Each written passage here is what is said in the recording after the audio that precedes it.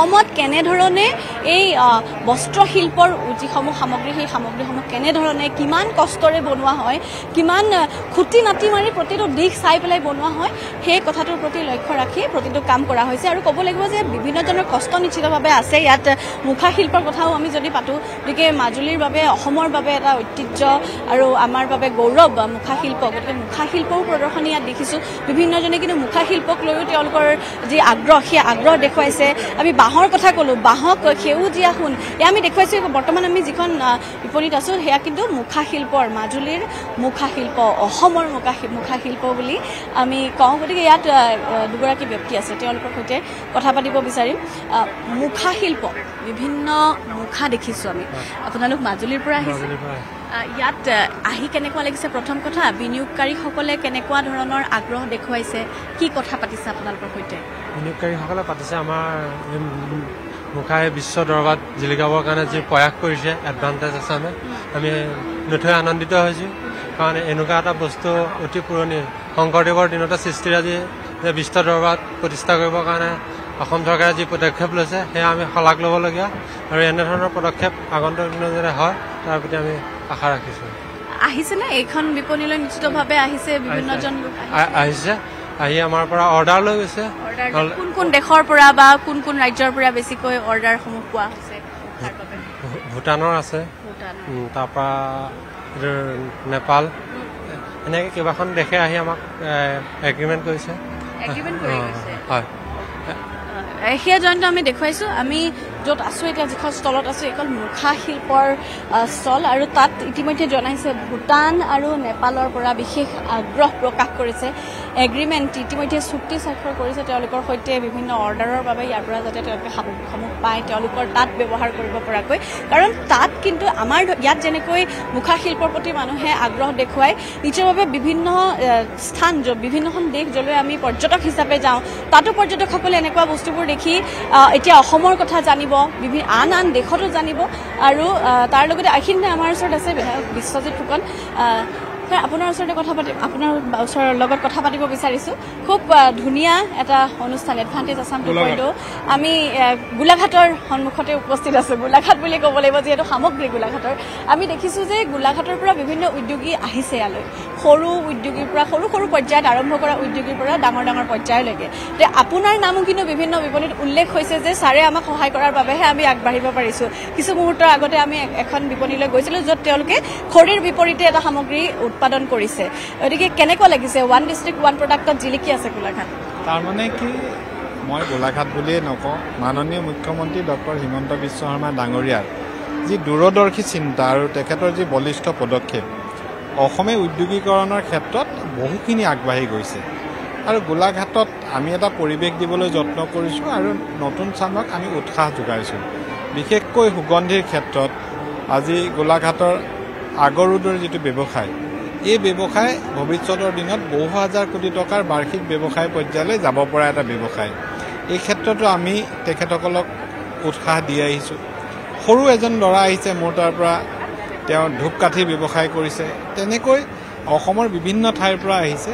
আৰু গোলাঘাটৰ যথেষ্ট সংখ্যক যুৱক, উদ্যোগী যুৱক, নুমলীগড় শোধনাগাৰটো কাষত দেখিছে, শোধনাগাৰৰ পৰা তেওঁলোকে শিকিছে।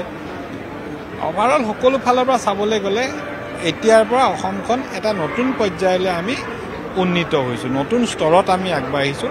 আৰু মই ভাবোঁ যে মুখ্যমন্ত্ৰী মহোদয়ে যিটো কথা কৈ থাকে যে আন্দোলন, ধৰ্ণা এইবোৰৰ পৰিৱৰ্তে আজি অসমখন ভাৰতবৰ্ষৰ ইনভেষ্টমেণ্টৰ ক্ষেত্ৰত এটা আদৰ্শ ঠাইত পৰিণত হৈছে। আৰু ইয়াৰ ফল প্ৰত্যেকখন জিলাই নিজাববীয়াকৈ লাভ কৰিব। আমি দেখিছোঁ ডাঙৰ ডাঙৰ বিনিয়োগকাৰীসকল আহিছে। তেওঁলোকে ইয়াত ইতিমধ্যেই জনাইছে কিমান কোটি টকাৰ তেওঁলোকে ইয়াত ব্যৱসায় কৰিব বিচাৰে। সেই কথা ইতিমধ্যে MOU-সমূহ স্বাক্ষৰ হৈ আছে। কিন্তু তাৰ লগে লগে আমি দেখিছোঁ এই গাঁৱৰসমূহৰ যিসমূহ ক্ষুদ্ৰ উদ্যোগী আছে তেওঁলোকেও কিন্তু ইয়াত আহি এখন প্লেটফৰ্ম পাইছে বা এখন মঞ্চ পাইছে য'ত নিজৰ নিজৰ সামগ্ৰীসমূহ তেওঁলোকে বিশ্ব দৰবাৰত, বিশ্ব যিসমূহ বিনিয়োগকাৰী, ডাঙৰ ডাঙৰ বিনিয়োগকাৰীৰ সন্মুখত প্ৰদৰ্শন কৰিব পাৰে। সেই আচলতে এইটো এটা এক্সচেঞ্জ ছিষ্টেম হৈছে। আমি নিজে যিখিনি কৰিব পাৰোঁ, বাহিৰৰ পৰা বিভিন্ন দেশৰ পৰা আজি প্ৰায় 60খনতকৈ অধিক দেশৰ পৰা লোক আহিছে। তেওঁলোকে আমাৰ পাট কাপোৰ, আমাৰ মুগা কাপোৰ, আমাৰ অন্যান্য সৰু সৰু শিল্প, তাঁত শিল্প, ইয়াতে আগৰুডৰ এই সকলোবিলাক দেখিছে যিবিলাকৰ বহিৰ্বিশ্বত ভাৰতবৰ্ষৰ বাহিৰত বিশাল এখন বজাৰ আছে এইখিনি আমি ইয়াৰ পৰা বাহিৰলৈ লৈ যাবৰ কাৰণে এটা প্লেটফৰ্ম পাইছোঁ দ্বিতীয়তে বাহিৰৰ পৰা তেনেকৈ যিসকল আহিছে এনেই অহা নাই তেওঁলোকে এটা ইনভেষ্টমেণ্ট কৰাৰ মুডত আহিছে আৰু ইয়াত অহাৰ পাছত পইচা যিখিনি আজি আমি গম পাইছোঁ 2 লাখ কোটি টকাৰ ইনভেষ্টমেণ্ট হ'ব আজি 30,000 কোটি টকাৰ ছেমিকণ্ডাক্টৰ ইনভেষ্টমেণ্টৰ কথা আহোঁতে কেনেদৰে উৎসাহ হৈছে অসমৰ উদ্যোগীকৰণৰ পৰিৱেশ হৈছে যদি 2 লাখ কোটি টকা আহে এইটো এটা আৰম্ভণি বুলি ভাবিছোঁ ইয়াত নিবনুৱা লোকসকলৰ সংস্থাপন হ'ব নতুন জেনেৰেশ্যনে চাকৰি বিচাৰি বাহিৰৰ বিভিন্ন ঠাইলৈ যাব লগা নহ'ব আৰু অসম যিহেতু ভৌগোলিকভাৱে দক্ষিণ এছিয়াৰ এটা গুৰুত্বপূৰ্ণ ঠাইত আছে আমি পুৰা এছিয়ান কাণ্ট্ৰিবিলাকত ইয়াৰ জৰিয়তে ব্যৱসায় কৰিব পাৰোঁ আজি ইয়াৰ পৰা আপোনাৰ বম্বেলৈ 4,000 কিলোমিটাৰ ইয়াৰ পৰা আমি যদি ম্যানমাৰলৈ যাওঁ 400 কিলোমিটাৰ অসমৰ পৰা গতিকে আমাৰ প্ৰডাক্ট চেল কৰিব পৰা বিভিন্ন স্কোপ আছে আমি যদি নদী জলপথক অধিক ফলপ্ৰসূ কৰিব পাৰোঁ সকলো ফালৰ পৰা আমাৰ চাৰিওফালে বৈদেশিক যিকেইখন বিদেশ আছে যিখন ৰাষ্ট্ৰ আছে সকলো যদি ব্যৱসায় কৰিব পাৰোঁ এটা সময়ত অসমে ভাৰতবৰ্ষক উদ্যোগীকৰণৰ ক্ষেত্ৰতো নেতৃত্ব দিব পাৰিব কাৰণ অসমৰ যুৱচামৰ মাজত সেই পটেনচিয়েলিটি আছে অসমৰ যুৱচামে ইয়াত আহি ভিৰ কৰা আমি পৰিলক্ষিত কৰিছোঁ বিভিন্নজন আহিছে নিজৰ নিজৰ যিসমূহ চিন্তা সেই চিন্তাক লৈ আহিছে কিন্তু সেইখিনিতে দেখা পোৱা গৈছে যে কিছু সংখ্যক বিৰোধীৰ কিছু সংখ্যকে কিন্তু এই কথা ক'ব বিচাৰিছে MOU বহুত স্বাক্ষৰ হৈ থাকে ফলপ্ৰসূ কিমান হয় সেয়ে আমি পৰৱৰ্তী সময়ত দেখা পাম কাৰণ এডভান্টেজ আছাম 2.1 যে প্ৰথমখন এডভান্টেজ আছাম হৈছিলে তাত কিমান কি হ'ল সেই কথাক লৈ কিন্তু তেওঁলোকে চৰ্চা কৰিছে কথাটো এনেকুৱা বিৰোধীয়ে শব্দটো নিজৰ বিৰোধী শব্দটো